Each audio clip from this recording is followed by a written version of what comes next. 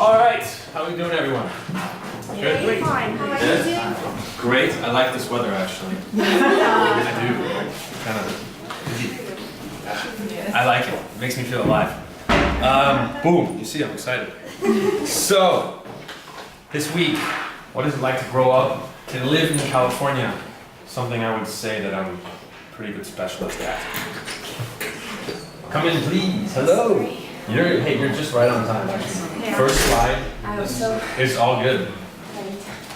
And today, if you have any questions or you're curious about something, you have any comments, something like when we're on a slide, just raise your hand or even just say it out loud.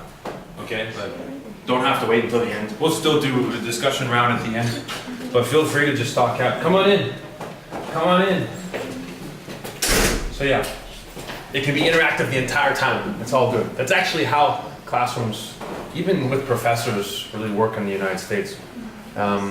So we'll give an introduction to California. I'll talk about what it's like to grow up in California. It's in many ways similar to the movies. In some ways it's not. I think in more ways it's similar than it's not. Hello, come in. Thank you for coming. Then we'll get into the average family in America, or in California. What does that look like? And then we'll have a discussion. As you can see, this is all about California. I am American, but America's huge, and it's very different in different parts of the country. And so I very much associate myself with being Californian. In fact, I traveled around the world with this backpack, and yes, everywhere I go, this flag has been with me everywhere around the world. It's got some stains from the road, but I carry this with me everywhere I go. Because I'm so damn proud to be from California, you know? So yeah, that was like this is on the wall of China, you know, and in the middle of Siberia and Australia. It's kind of all over the place. So, I'm very happy to share this with you today. And what makes you feel that proud? Because it's where I was raised and it made me who I am. And so when I think of California, it's just a warm feeling inside. It really is. And I don't live there today, but I spend about 2 or 3 weeks a year back in California, and I love this time. We go camping in the national parks, in the forest, just enjoy the nature, drive the Highway 1, all of which we're going to see too. So, California, you might remember this picture from last time. We're in the far west of the United States. And does anyone remember how California came to be important? Why was California important? Gold rush. Gold rush, exactly. The California Gold Rush. It all started in 1848. That was when gold was first found in Coloma, California, which is coincidentally just about an hour and a half from where I live. And it's very close to Sacramento. They tried to keep it a secret at first, but by the next year, more than 100,000 people set off for California in the year of 1849. And this is the reason why they were called the 49ers. And the 49ers is a very popular term even today. Does anyone know? Hello, come on in. Nice shirt. Wrong state, but nice shirt. Show everyone. Right? Yeah, show them.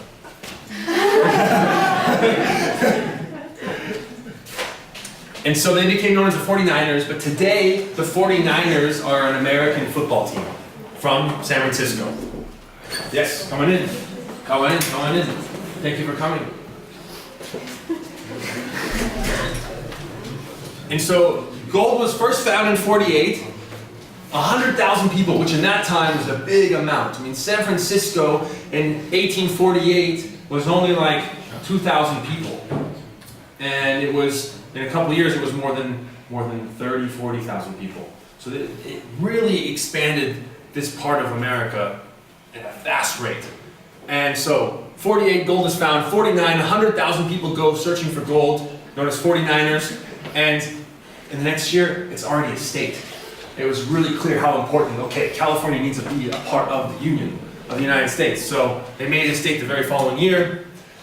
In today's figures, more than $200 billion worth of gold was pulled out of California. Most of this in the Sierra Nevada mountain range in the north, near Coloma, where it was originally found. Come on in. Yes, we have multiples. Yes. 28, 30, 32, 34, 36, 38, 40, 43, 45, 49. We're at 49. Last week we had 120 between the two cities. That was really cool. So, altogether in the gold rush, more than 300,000 people migrated to California. And in this migration, more than 100,000 Native Americans were killed. Previously, it was mostly just populated by Native Americans. Come on in. 50, new number 50. Congratulations. This is actually a very sad part of American history with the whole treatment of Native Americans. Basically, the people came in and took their land, and many of them were killed in that process. Today they try to make ends meet for them. They try to say sorry and give them money and land, but the Native Americans were not treated well at all. Absolutely not. And thankfully there still are some around. I grew up with some friends who were Native American. So this was basically the California Trail that many people took. They came over here near the Missouri River and boom, headed west. Came into California, came into Oregon. This is a huge mountain range right here. Does anyone know the Donner Party? It's a famous group of people who came over in 1846. They started out, come on in. Oh, more multiples. 54. Yes. They started out, I do believe it was about almost 50 people, and only about 17 survived. And they got stuck in the mountains, and they had to eat each other to survive. And it's a very famous tale which we're told, and it's a true story. The lake in the pass is named after them today. This was a very difficult route, and a lot of people died making this journey, whether it be to come and get land in California or to come to look for gold. A lot of people along the way did not make it. And to think that today, we jump on a plane for 4.5 hours and we complain because we have to buy our food on the airplane. When these people went for 6 months and half of the group didn't make it when they got there. So we really see how spoiled we are today. The gold rush. These are the gold fields. Gosh, the screen is so much better today with the... Thank you, weather. Thank you. So these were the main gold fields. This is Coloma, where it was originally found, San Francisco. And you can see the proximity. You can see how close Coloma is to Sacramento, making Sacramento the capital. So in 1850, California was made a state, and Sacramento is right near all of the important gold areas. So San Francisco as a port was becoming more important, and Los Angeles was kind of part of the Mexican War at the time. So Sacramento was the place to be. That's where all the money was coming, the gold was coming, so that's why that's our capital today. And even some Americans get that wrong, guessing what the capital of California is, because you don't hear about Sacramento as much today. I'm from right there, Chico. Yeah. And you can see this is typical gold miner. This is the kind of the fundamental way of mining for gold, just putting a pan in there. But they got much more advanced with sleuths and troughs and all different kinds of techniques that destroyed the rivers and destroyed the earth for gold. So that was the base of how California came to be, but today it's not gold anymore. It's kind of a historical point. Most of the gold has been taken out of there, $2 billion worth. So today, agriculture is a core of California's existence. And you can see that $47 billion in agriculture was produced in 2015. That's huge. That's more money than we can even think or even imagine. Most of it is fruits and nuts. Then livestock, poultry, and products. Products would be like milk, butter, vegetables and melons, all of the crops, and field crops. Field crops are like rice, mostly rice, and most of the rice actually comes from the north where I'm from. There are more than 400 different kinds of crops and livestock, commodities that come out of California. I can't stress how important the agricultural backbone of California is to the existence of the state, but also the entire country.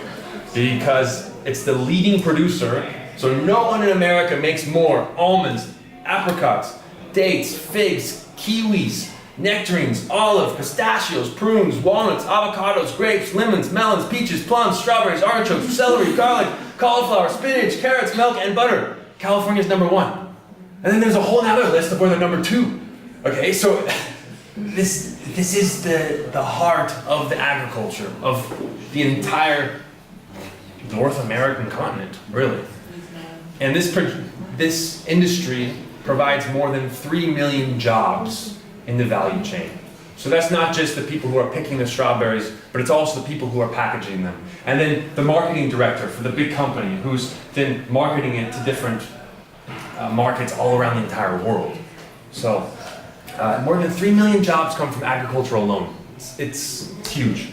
This is what it looks like. This is these are the almond trees that are blooming. This is a typical view actually right in my hometown. It's so gorgeous. Grapes to make wine. Throughout the whole valley, it looks like this. You're driving through California and you'll see the foothills, which are all dry, and then the valley. Oh, and this is the view of most of the state from above. You see all of these squares? Those are farms. That's all for agriculture. So here's a city. Here's an airport, and boom, boom, boom, boom. It's all farms. That's all for rice or all of those different kinds of fruits and nuts and vegetables and everything that we showed earlier. Belarus doesn't look like that from above, does it? You ever flown into Minsk? It's very unique. You really realize, wow, how many fields there are when you see that from the sky. So, this is kind of a funny marketing campaign. It's for California cheese. And that did not make the #1 list, but California is the #2 producer in cheese in the United States. And I think you'll like this video. We'll see here. Ladies. Oh boy. Je m'appelle Bob. I'm a French bull. Wow, a French bull, huh? Oui. You must be lonely so far from home. So lonely. Lucky for you, Diane here speaks fluent French. Salut, mon ami. Avez-vous habité en Paris? Nuts. Bonjour, ladies. Forget it, dude. Great milk comes from happy cows. Happy cows come from California. Happy cows come from California. That is something I've heard so many times on TV growing up. So, yeah, that's a marketing campaign for milk and cheese and other dairy products from California. So, like I said, agriculture is the backbone of the U.S. economy, or not the U.S., California economy. But technology in the Silicon Valley actually brings in more profits, brings in more money altogether. So technology comes in the first place for the amount of money it brings in. Agriculture #2, aerospace #3, services in the 4th, and Hollywood and the film industry comes in #5. I bet most people would have not have guessed that Hollywood would be the 5th. Yeah? Altogether, the GDP of California, if it were a country, would be the 6th largest in the world. And just last year, it passed France. So right behind Germany and the UK comes in California with $2.46 trillion in nominal GDP. Above France, above Italy, above India, Brazil, Canada, Russia. California has a larger economy than all of those. It's pretty mind-blowing. It blows my mind, and I lived there for most of my life. So, the demographics of California. Who lives there?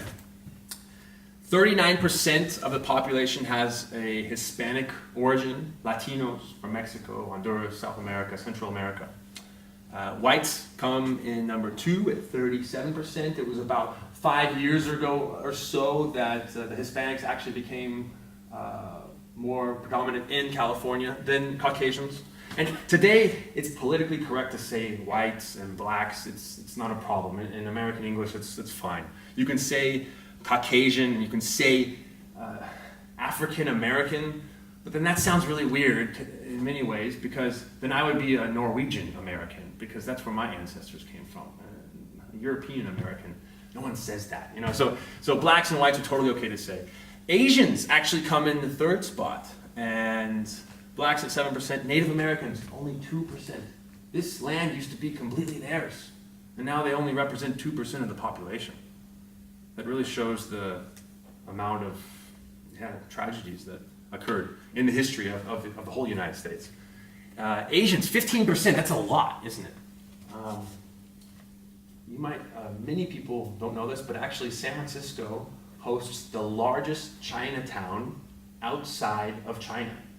And in this Chinatown in San Francisco, you can go on the streets, and all of the street signs are in Chinese. All of the stores, everything's Chinese. It's hard to find something in English in the Chinatown. You could live in Chinatown and literally feel like you are in China, and buy all the products that you would buy in China. It's pretty impressive. So there is a large Asian population in California. Where I grew up, we had a lot of Laotians in our high school, people from Laos. A lot of them are refugees after the war, and their families fled to America. So the largest cities in California. This is not just the city of Los Angeles, but it's the whole metropolitan area. So the whole region surrounding Los Angeles. There used to be distinct borders or lines between the cities, but today it's just like you cross the street and you're in the next city, because they have all expanded, and it just becomes one glob, one massive city, which we call a metropolitan area, a metro area. So the area of Los Angeles is freaking huge, okay? 12 million people in the LA area. That's more than the whole country of Belarus. That'd be like more than the whole population of Belarus, all within the Minsk region. Whoa, that's a lot. And number 2 is San Francisco, and it's at 3.2 million. That's 1/4 of the LA region. San Diego, which is in the very south on the border of Mexico, with about 3 million. Riverside, which is basically just East LA, so you can almost add that number to the 12 million. And Sacramento, that's my region. Sacramento itself has about almost 500,000 people, and the region around that, another million. But it's more spread out. Here you can see the red areas are where all the population is. There's a bunch of people in LA. That's the LA glob. That's the San Francisco region, and this is the Sacramento region. And that red dot is my hometown. But yeah, you see most people, this is San Diego. You see most people, boom, or boom. That's where most people are. This is the whole valley. There's a highway network, so the roads go through here, and this is where all the farming towns are. I believe that's Fresno and Bakersfield. And yeah, you can see not many people live where I live. It's a very small red spot, but we have a university. So, national parks in California. The nature in California is gorgeous. Belarus has a lot of nature as well, and that's why I'm really happy to be here, to see all the greenery. This is one of the drier national parks. It's in the south. It's called Joshua Tree National Park. Some artists went there and camped out and did kinds of illegal things and wrote the lyrics to their Woodstock songs in the 70s, I believe, in the 60s, here in Joshua Tree. This is Redwood National Park. That's in the north. You can actually drive a car, and this is a big car. That's an SUV. You can drive it through the tree. The tree is 21 meters in diameter. 21 meters. No, diameter. 21 meters across. Hello? Hello, sorry. Oh, we just 63. 21 meters across. Huge trees. Yosemite National Park. This is maybe the most famous one. Has anyone heard of Yosemite? No? Has anyone? Raise your hand if you heard of Yosemite. Yes? Yes, we have to. Yosemite, maybe you've heard of Yellowstone. Yellowstone's not in California, but those are some of the two most popular in America for national parks. It really looks like that. I mean, I'm not kidding you, it looks like that. It's amazing. Here's another shot. This is called Half Dome. People actually climb this. There's a guy who set a record by climbing that with no safety equipment, and he did it in like a day and a half. So when you see this, it's just like, wow. Look at, it's amazing that that exists. I mean, there's no mountains in Belarus. I can imagine, have you seen that with your own eyes the first time? It's just be like, oh, it's just, yeah. It literally takes your breath away. Sequoia National Park, a national park very famous for its trees, kind of like the Redwood National Park. These trees are huge. That's a person. They're huge. So, and the Highway 1, the Pacific Coast Highway, this is a big tourist attraction now, but also locals enjoy driving this. This has been called one of the most beautiful drives in the world, and it's the California Highway 1. The highway actually goes all the way from Mexico all the way up to Oregon, up the whole coast, but the most beautiful part is basically from San Francisco to Santa Barbara. Have you heard of Santa Barbara? Yeah. There was a Russian series. The Russian series. I was amazed. In Russia, everyone was saying, do you know Santa Barbara? Have you been to Santa Barbara? Really? Santa Barbara? Yeah? How do you know that? So basically San Francisco to Santa Barbara. And the real beautiful part is right in this big Sur region, right in here. And one side of my family actually comes from just below San Simeon, small village of like 2,000 people. So I've been on this many times, and it's a very, the drive looks like this. I mean, look at that. Yeah. So this drive is very, very beautiful. You're right on the ocean, and it doesn't get much better than that, really, for someone who loves to drive. You see there's some bikers. I've never done it on a motorcycle, but I bet that would be really cool. So, earthquakes. Someone told me that Gomel had an earthquake in the last couple of weeks. Yeah, I heard that when I was in Minsk. We have a lot of earthquakes in California. There's earthquakes every single day. Can you imagine that? Most of them you don't feel, but every single day there's earthquakes. And in school, we always had earthquake drills. So an alarm would go off, and all of the students would have to get under their desk and duck and cover, or stand in the door frames. The door frames are also very good. If you open the door, you stand in here, it's the safest spot for an earthquake, because it has stability and structure. Or you go outside and away from the trees. We have these all the time, because this red line is the San Andreas Fault. That's basically where two tectonic plates are bumping up against each other, and the whole time they're doing this, and it's causing the ground to shake. And a big one was in 1906 in San Francisco, killed more than 3,000 people, and there were not that many people in San Francisco at that time, so it was very devastating. However, a really big one, like 8.5, 9.0 on this magnitude scale, has happened in this region every 150 to 200 years, okay?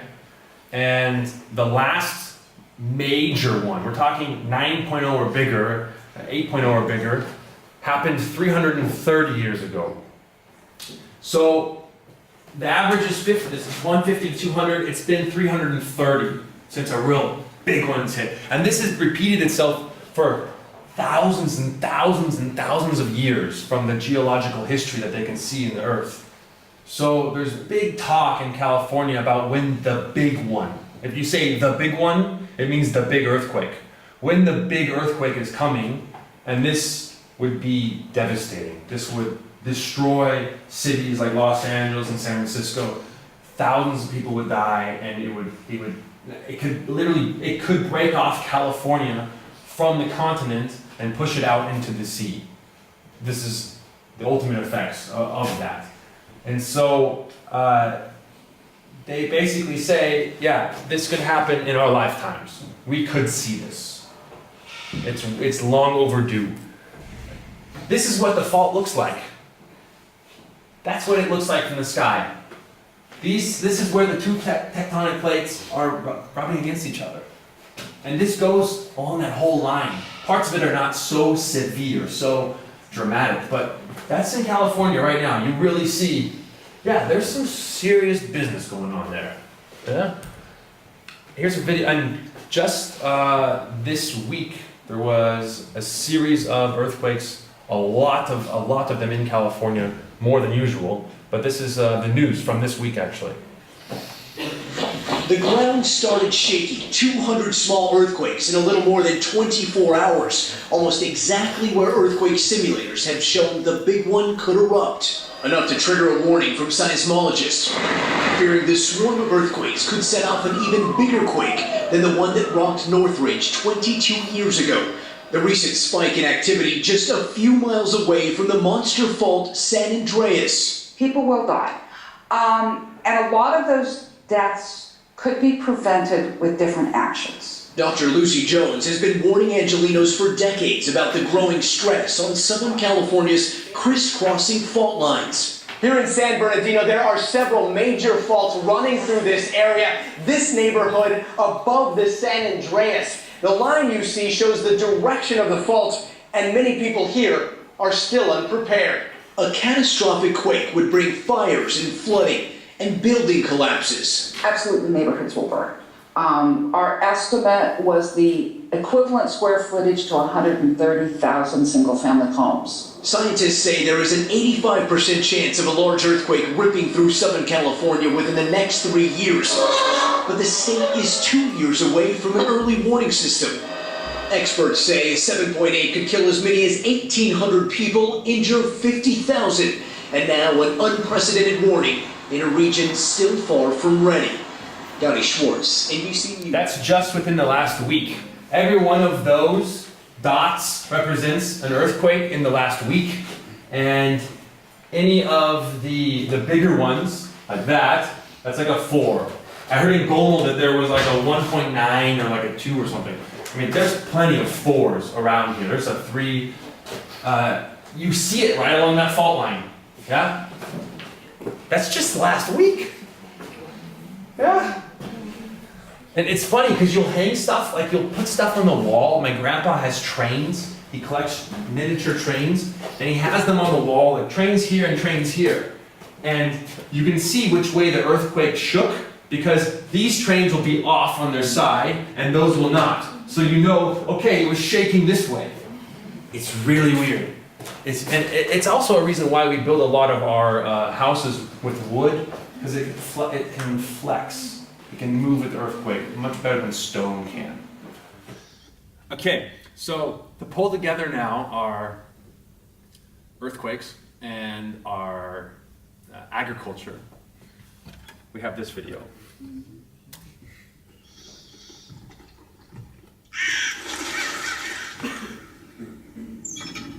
Here we go. Foot massage.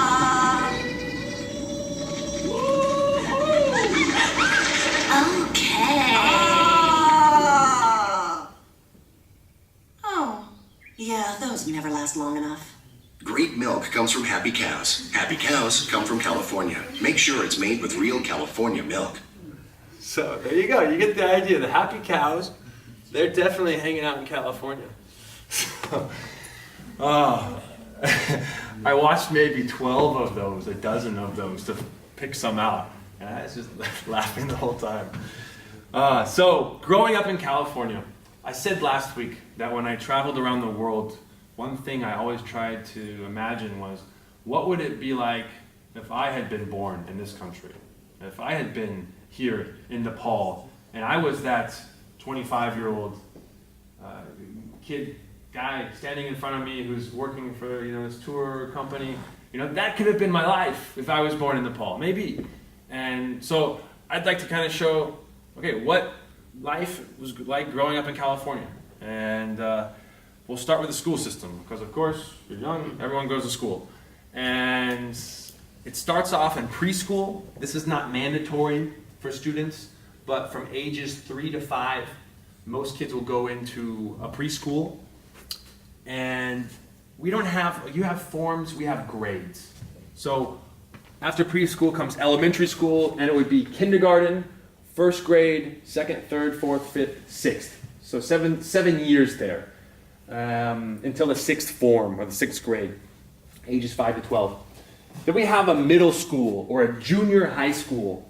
This is kind of a transition age for students, because for the whole last 7 years, like you stay in one class, if I understand correctly, you're in one class and you're with the same group of kids that entire time. Is that true? Yeah. We have that until the sixth form, the sixth grade. And then in the 7th and 8th grade, for the first time, you're mixed with everyone. You're mixed with everyone, and every class, you have a whole different group of people. And this age group is 12 to 14.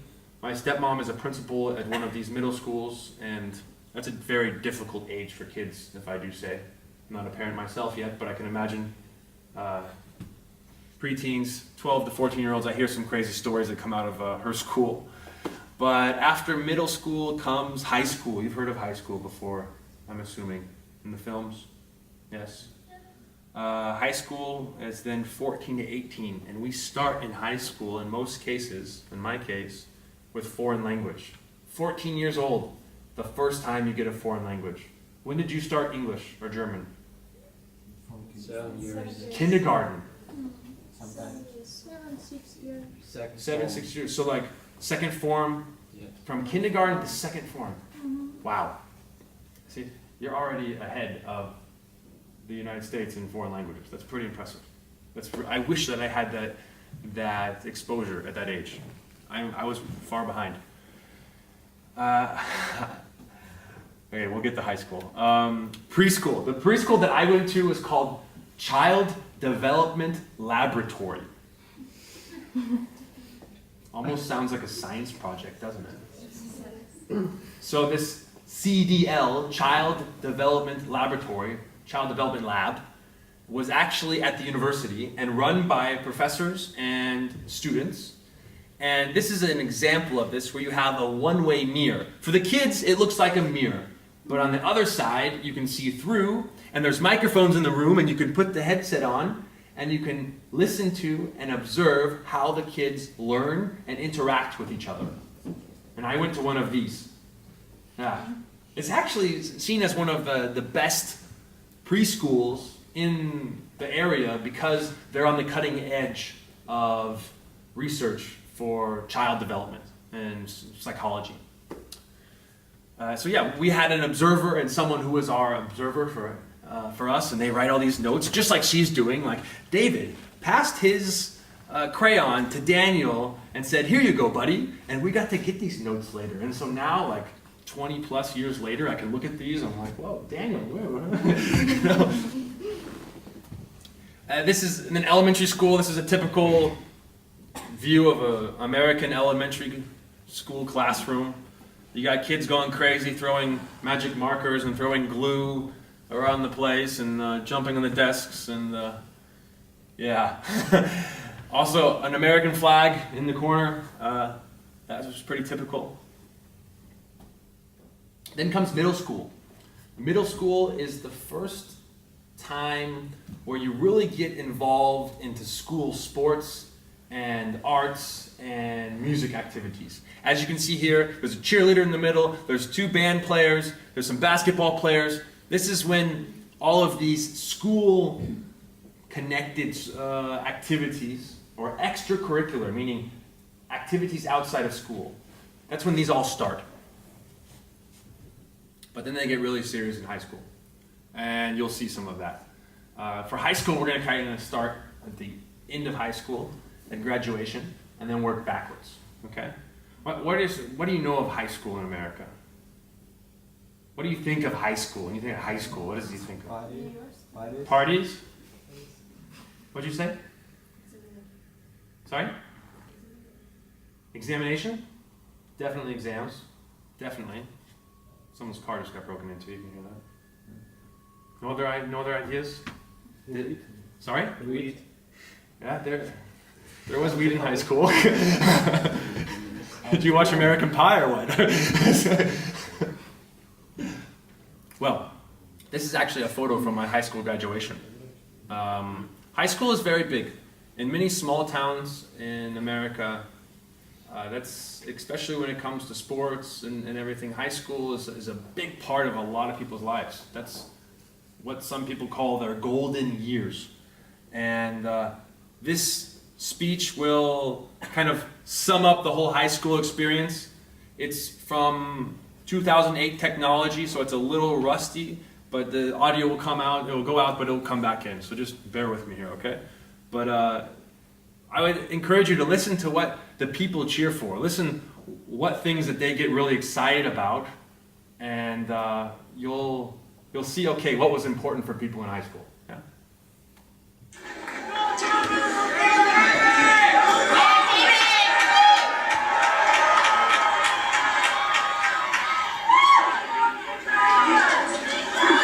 My name is David Simmons, and I've prepared a speech for you all tonight.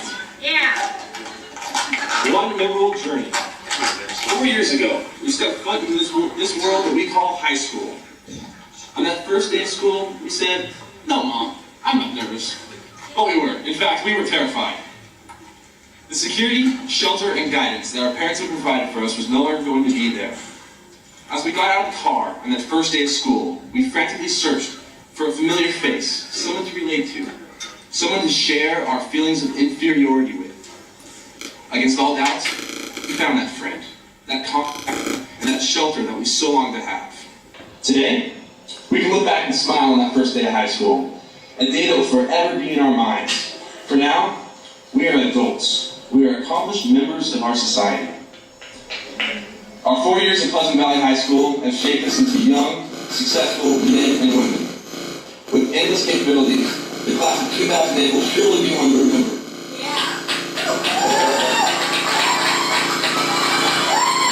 2008 technology, so it'll go away. Our high school days are over, and what we will take from here will be our memories. Tonight will surely be at the top of that list. However, it is not always the destination that grants the greatest reward, but the journey that got you there. Our journey was a memorable one indeed. Times such as the treks across East Avenue, regardless of the weather, in order to get first in line for lunch. Or feeling so cool that you had a conversation with an upperclassman and they even offered to give you a ride. Being asked your first twerps and poking your date in his chest with his boutonniere.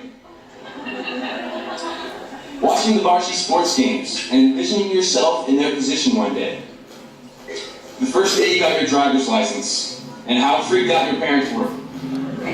Not to mention the arguable 12-month rule. Your first ticket. For some of us, our second or third. The day that you realized that you were an upperclassman and could see how others looked up to you as you once did to them.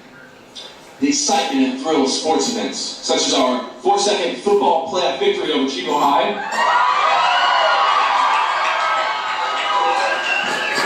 Or winning the basketball section championship game at Chico State.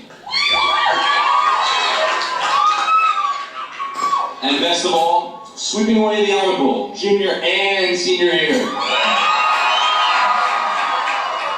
Those are sports events. I'll explain that after. Your first high school love, and all the complications that come along with that. Watching your friends and peers grow as individuals and find their true self in life. Forgiving past enemies and dissolving immature grudges. Applying for colleges and receiving your first letter of acceptance. Wrong. For many of us, the first night we ever wore a tuxedo or rode in a limousine. Then, there was that moment that you realized that the decisions that you make today will shape the person that you are in the future. We could see that our time in high school was rapidly reaching its end. We wrote our senior wills, took our last vocab tests, gave our last debates, and signed our last yearbooks. And now, we're all here today. The last day that all 427 of us will be together. The last chance that we have an opportunity to say what we need to say. And with that note, I would like to thank each and every one of you for creating such a wonderful high school experience. We owe a great deal of gratitude to our teachers, administration, and most importantly, our families, who have all helped us along our journey to success. Thank you, and let us remember the class of 2008 in the highest regards.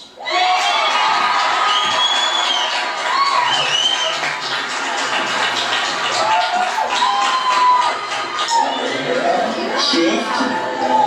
And with that, I'd like to present the graduating class of 2008.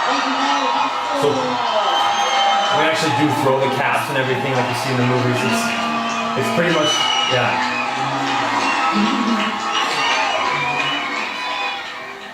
But you can see, like, in the speech that I gave, some of the high points were twerps, which is a dance, prom, which is a dance, and the sports victories.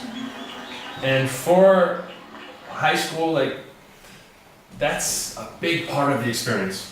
It's a big part of the experience.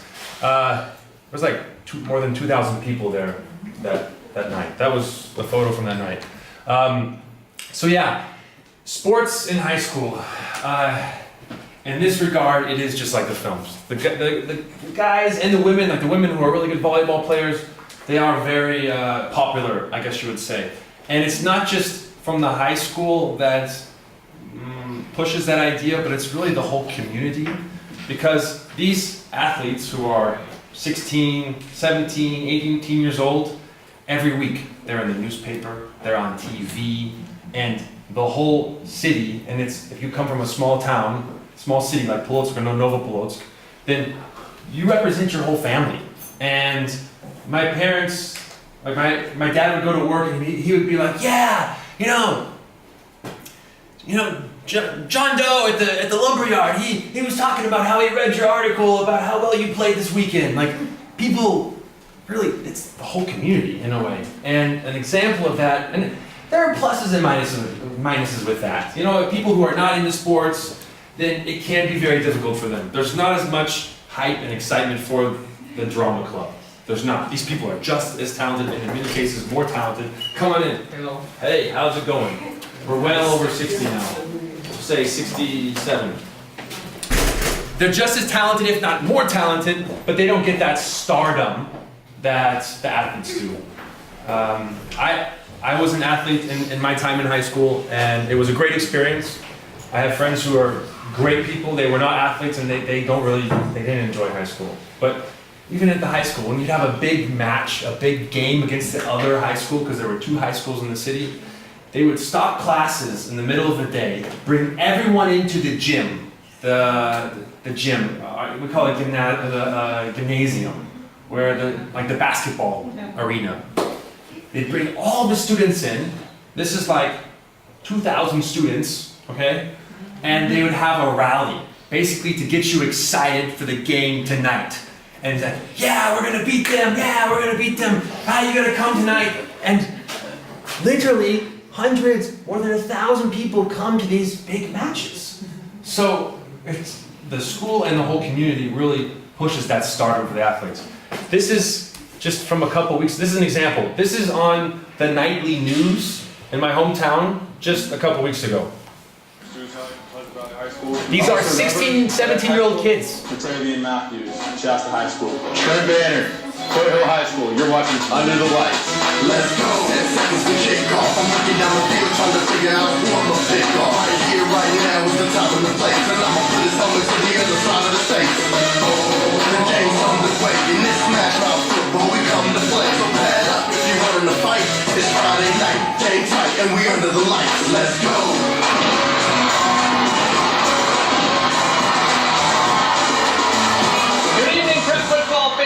For checking in with us tonight here on week number 4 of Under the Lights. I'm Lee Carroll. Week number 4, and on Ross Field, believe it or not, league play actually opening up for a few teams tonight with the NAL kicking off. Time is flying. It is pretty crazy. Most squads, though, still playing non-league opponents, and in one case, even a huge rivalry tilt. And that is where we start things off tonight with our Courtesy Automotive Center Game of the Week. Orland and Willows hooking up in the 93rd edition of the Battle for the Axe. Entering the showdown, the Trojans leading the overall series with 48 wins, 43 losses, and 1 tie. On top of that, they've won 7 straight in the series, including a 49-0 win last year. However, this season, Orland just 2-2. Willow's 4-0. This is a city of like Being the Hawks 5,000 here. people. Here's a look at what they're playing for. There's the X. Second quarter, Orland up 14-0, knocking on the door, 4th and goal from the 1, but Willow says no thanks. Angel LeVolt with a big stop in the backfield. That's a huge play. Ensuing drive. And so when these games take place, this is the highlight of the whole city. The whole city comes to see this. Like I said, these are farming communities of a couple thousand people, and everyone... Unfortunately, we face some technical problems, so I'm going to dictate to you the final slides of this presentation. The rest of the high school section finishes up with high school prom, a famous dance at the end of the high school experience, and you can see, you might recognize the second guy on the left here. And after prom of getting together with the parents, taking photos of all the kids, the real party gets going. And this is really kind of a conclusion to a 4-year high school experience that many people will remember for the rest of their life. Then we move on to university. In California, there is a wonderful public university system. It's divided up into 2 different categories or 2 different groups. There's the California State University system. There's 23 of these universities, which you can see in the top picture, and 8 universities in the University of California system, the UC system. The average tuition for the CSU, the California State University system, is about $4,000 a semester, and respectively at the UCs about $7,000. You can see that there's a CSU in Chico, my hometown, but you also see for the UCs there's some of the more internationally famous universities such as UC Berkeley, UCLA, and UC Davis. There's also the community college system in California. You can see there's a lot more community colleges. These are 2-year colleges, which you can get a degree of 2 years. It's not a bachelor's degree. They cannot grant any bachelor's or master's degrees, but they can grant associate degrees. You can also take your credits and your units from the first 2 years of study and transfer that over to a university to continue further on to a bachelor's degree there. You might notice here that there's 2.4 million students in community colleges. That's because in community colleges, it's not just for students right out of high school. Rather, anyone can sign up to take a class. I had many classes with people in my 40s and early 50s, even some people in their 60s. People who just wanted to get the latest information on a certain topic, or they wanted to learn a new language. Anyone from the community, hence community college, can sign up to take a class at the community colleges. And you can see the tuition here is much cheaper, about $600 a semester. And if you just want to take one class, it'll run you about $120. Student debt in the United States is a big issue, and unfortunately it's growing. And in this last year of 2015, 7 out of 10 graduating seniors had student debt, and the average national debt was more than $28,000. Fortunately, in California, it's actually the second best state in regards to student debt. It's the second lowest, with just over 20,000, but still 20,000 is a lot of money, And you can see on this photo of graduating college graduates, each one, 47,000, 31,000, 74,000.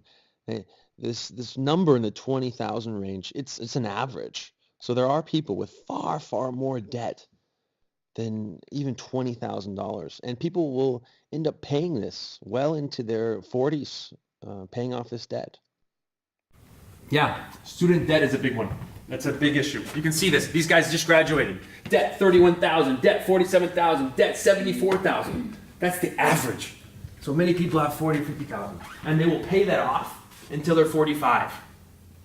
There's actually, I saw something in an article online. And it said if you have $1 US and you do not have any debt, you do not owe any money for anyone, for your house or for your car, and you have $1, you are richer than more than half of America. Just if you have $1. Because so many people have debt. So average family in America. You've kind of seen the stage of growing up, going to school, in the laboratory, in the to the elementary school, to the junior high, high school, university. And now, what is the average family in America? Well, the average family is Hispanic descent. They are Latino, they're Mexican, or from Honduras, or somewhere of the Latin region. They have 2 kids, and the mother was between 25 and 34 when she gave birth to her first kid, on average. And one of the parents has a college degree. This is the average family. I'm not average, obviously. But, yeah. Who is average? Do you know what this is? Do you know what this is? Have you ever seen this? No? It's very popular in America. It's shown on the back of someone's car. So this is the back windshield, or the glass in the back of their car, and they show what their family is. So this family's got a husband, a mom, 2 kids, and a cat and a dog. And a lot of people in America do this. It's very popular. It's very, very popular. And you can see here, position available. So, divorce is very, very common in the United States. In fact, 50%, some statistics say even more than 50% of all marriages will end in a divorce. And my family faced that as well. And most people do go through a divorce. I believe here it's not as high as a rate. It's a much lower rate. It's not 50%, is it? No? Do half the people you know get divorced or more? No? Less. Less, yeah. Yeah. But yeah, that's the average family. Okay? Average, the age of retirement is 67 in Belarus. What is it? 63? 63? Yeah, I guess. 65. Is anyone in here retired? No? No. Okay. Life expectancy. California has the 3rd highest life expectancy in the United States. It's not happening. So yeah, that is life in California. I can sum it up to tell you a lot of it is like the movies. There are some very positives. There are some very negatives. You know? California could break off from the whole North American continent tomorrow, and everything that everyone's invested into housing and life there could be gone. But I can say I'm very happy to be from there, and I'm happy to be able to kind of give you an idea about that today. And yes, next week will be holidays and celebrations. We have this holiday coming up. Do you know what that is? Halloween. Is anyone dressing up? No. No, why not? Somebody. No? Yes. Why not? If you want to. What? If you want. It's not popular. It's not popular? Wow. I don't think, I don't have a Halloween costume here, so I won't be dressing up, I don't think, as well. But when we do the German one, the German event, I may dress up. I'm pretty sure I will. You'll see. So yes, next week we'll talk about Halloween celebrations. Not only Halloween, but Thanksgiving. Thanksgiving is actually my favorite holiday. It's very unique to the United States. No one else really celebrates it at all.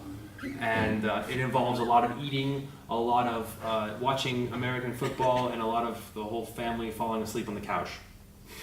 So, yeah, I like that holiday. And yeah, we'll hit that next week.